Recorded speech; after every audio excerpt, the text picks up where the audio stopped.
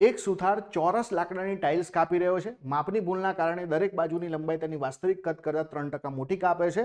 તો ટાઇલ્સની ગણતરીની સપાટીમાં કેટલી ભૂલ આવશે? તો આને તમે જે છે 3% છે. હવે તમને ખબર છે ચોરસ છે તો ચોરસને લંબાઈને પહોળાઈ બંને સરખું જ હોય.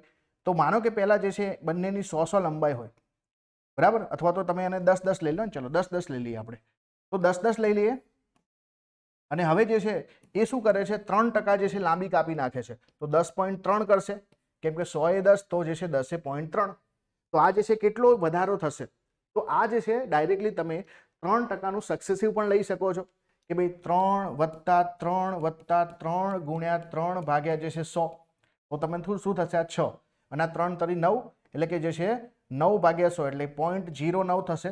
એટલે જવાબ તમારો જે છે 6.09 આવશે. તો જવાબ શું આવશે? 6.09 તમારો સાચો જવાબ છે કે માપની ભૂલમાં આટલું જે છે તમારી એરર આવશે.